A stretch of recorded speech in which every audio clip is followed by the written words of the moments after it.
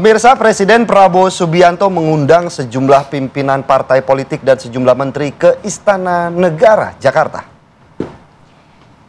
Ya, sejumlah pemimpin partai politik dan menteri hadir memenuhi undangan Presiden Prabowo Subianto di Istana Negara Jakarta pada Minggu siang. Nampak di sana pemirsa sejumlah elit partai politik hadir, mulai dari Wakil Ketua Dewan Pembina Partai Gerindra Ahmad Muzani. Ada pula di sana Ketua DPP Partai Demokrat Edi Baskoro Yudhoyono bersama dengan Sekjen Demokrat Herman Hoiron yang disebut mewakili Ketua Umum Partai Demokrat Agus Harimurti Yudhoyono. Nampak pula ada Ketua Umum PKB Muhaimin Iskandar dan Ketua Umum Partai Amanat Nasional Zulkifli Hasan. Informasi pertemuan ini digelar di tengah situasi demonstrasi di sejumlah wilayah yang masih belum juga mereda.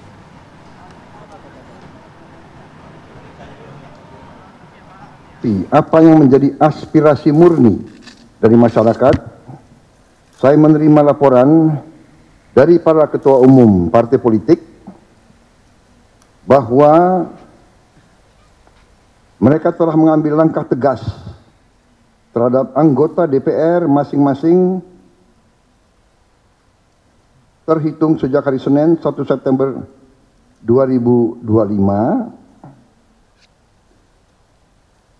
yaitu terhadap anggota DPR masing-masing yang telah mungkin menyampaikan pernyataan-pernyataan yang keliru. Kemudian para pimpinan DPR menyampaikan akan dilakukan pencabutan beberapa kebijakan DPR RI, termasuk besaran tunjangan anggota DPR dan juga moratorium kunjungan kerja ke luar negeri.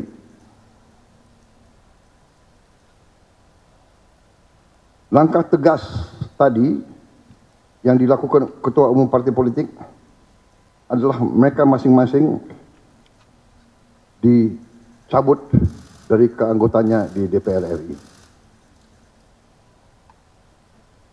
Dan juga para pimpinan DPR telah berbicara dan para ketua umum partai juga sudah menyampaikan melalui ketua fraksi masing-masing bahwa para anggota DPR harus selalu peka dan selalu berpihak kepada kepentingan rakyat.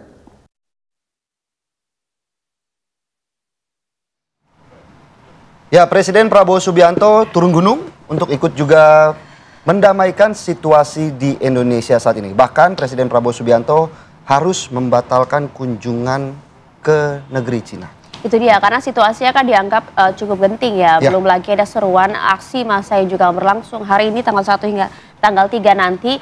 Bagaimana kemudian agar gejolak ini kemudian tidak semakin meresahkan. Betul. Memberikan aspirasi kita sepakat itu kemudian diperbolehkan begitu ya. Tapi jangan bersikap anarkis begitu ya. Sesuai dengan substansi dan juga koridornya. Karena kita sudah hadirkan beberapa informasi yang merugikan dari aksi anarkistis yang ada ya. Bagaimana kemudian tindak tegas pelaku anarkistis ini kemudian bisa dijalankan. Sudah hadir bersama dengan kami, para narasumber kami sudah hadir di sini. Ada Bang Henry Satiro, pengamat komunikasi politik kami. Selamat pagi, Bang. Selamat pagi, Bang Encah. Dan juga ada Prof. Gun Herianto. Selamat pagi, Prof. Selamat pagi, Prof. Nih, agak kalem, agak tenang. Semoga nanti situasinya di luaran sana juga agak tenang ini ya. Amin, amin, amin. Kita berharap seperti itu. Ya, dan juga sudah tersambung melalui sambungan Zoom bersama dengan kami. Ada Brigjen TNI Freddy Ardiansyah. Selamat pagi, Pak Kapuspen. Selamat pagi, Pak Kapuspen. Selamat pagi, Mbak Maria. Siap, Jenderal. Selamat pagi. Filipus dan para narasumber yang saya hormati. Terima kasih sudah menyempatkan waktu Anda, Jenderal. Kami ingin mengetahui sebenarnya apa sih arahan dari Presiden secara tegas khususnya kepada Satuan TNI begitu ya, melihat gejolak yang hingga saat ini masih terus berjalan dengan seruan yang ada tanggal 1 hingga tanggal 3 nanti. Silakan.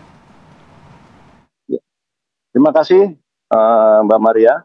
Kemudian menindaklanjuti perintah tegas dari pimpinan ya, dalam hari ini Presiden Republik Indonesia Prabowo Subianto, bahwa TNI akan melaksanakan tindakan setegas-tegasnya terhadap pengrusakan fasilitas umum, kemudian objek-objek vital, termasuk penjarahan terhadap rumah individu, tempat umum, serta sentra ekonomi. Tegas dan terukur di sini saya sampaikan bahwa tegas dalam artian jelas, pasti sasarannya. Kemudian tindakan yang kita ambil, sasarannya terpilih. Kemudian tanpa ada keraguan-raguan. Sementara terukur adalah sesuai dengan aturan yang berlaku. Proporsional, tidak berlebihan. Saya kira itu, Mbak Maria. Saya Ada kembalikan, Mbak Maria. upaya Silakan, Mbak. untuk mungkin lebih dahulu mencegah sebelum adanya tindakan-tindakan anarkis dari para pendemo ataupun mereka yang ingin menyampaikan aspirasi rakyat, begitu, Pak Kapuspen? Betul, itu yang kita laksanakan sejauh ini, Pak. Begitu ada arahan Bapak Presiden RI, kemudian ditindaklanjuti oleh Bapak Panglima TNI untuk melaksanakan langkah-langkah untuk mencegah tindakan-tindakan yang terjadi, yaitu diupayakan dengan melaksanakan peningkatan jumlah personil kita yang di lapangan, kemudian memetakan lokasi-lokasi mana yang rawan, kemudian tempat-tempat strategis mana yang menjadi titik gangguan dari para penjara maupun pembuat keonaran. Kemudian kita juga melaksanakan patroli secara rutin, pagi, sore, siang, dan malam. Bahkan semalam Bapak Panglima mengikuti patroli keliling untuk memastikan di beberapa titik strategis aman. Demikian, Mas Filipus. Baik, Pak Kapuspen, juga kami penasaran, Pak, mungkin juga para pemirsa di Apa Kabar Indonesia Pagi penasaran bagaimana kemudian situasi dan kondisi dalam beberapa hari ke depan, mungkin khususnya juga pada pagi hari ini, untuk situasi, kondisi, apakah akan ada aksi-aksi besar susulan yang akan terjadi di beberapa titik di Indonesia, seperti itu, Pak Kapuspen? Iya, Mas. Jadi untuk situasi sejauh ini sampai dengan pagi ini terkendali, aman dan terkendali. Kemudian memang kita mendengar ada beberapa aksi-aksi demo yang akan terjadi, tapi seperti yang selalu kita himbaukan bahwa dan diperintahkan oleh Bapak Presiden RI untuk melaksanakan penyampaian aspirasi secara damai, kemudian tidak ada kekerasan, penjarahan, perusakan di dalam aksi tersebut. Insya Allah akan kita dengar, pastikan akan didengar oleh pemerintah, kemudian legislatif, kemudian akan ditindaklanjuti. Kita yakin itu dengan melihat situasi, perkembangan situasi saat ini. Demikian, Mas. Baik. Ya, kami juga berharap seperti Jenderal. Bang Hensa, kalau kita lihat sedih ya kita melihat bagaimana kemudian aksi yang berlangsung beberapa hari terakhir, bahkan juga banyak sekali tindakan-tindakan anarkistis yang berujung kepada tindakan kriminal, Bang. Mengapa kemudian bisa jadi seperti ini ya, Bang?